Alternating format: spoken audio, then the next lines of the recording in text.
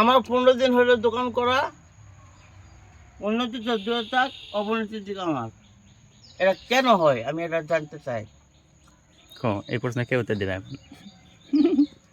Cash কি হারা যায়? আমি ক্যাশটা কি হারা যায় না বাদলে যায় না কি করেন?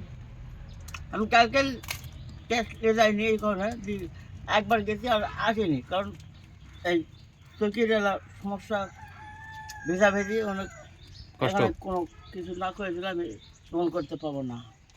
পানি পড়াটা বন্ধ করলে আমার দোকান রেগুলার চলবে, তাহলে ট্রেনের ছাপড়া দিয়ে দেওয়া লাগবে, এই তো। তাড়াতাড়ি এভাবে দোকানদারি করা যাবে না। দোকান তাহলে একবার টিন কিনা হোক নতুন করে, দোকান টাকা একবার টিন কিনা হোক। ক্যাশ দিয়ে, দোকানের টাকা বাড়লে তো তিনটা সাত দিব। টোটাল ক্যাশ দিয়ে টিন কিনে দেন, দিয়ে আপাতত মাল বন্ধ থাকে, তাহলে টোটাল ক্যাশ দিয়ে আমরা টিন কিনি, কিনে আপাতত বসে থাকি 1 মাস মাল ছাড়াই। মাল ছাড়া 1 মাস পর আবার ব্যবসা করবো আমরা। টিন কিনলেও আবার ক্যাশ সংগ্রহ করলে আবার শুরু করবো অলরেডি।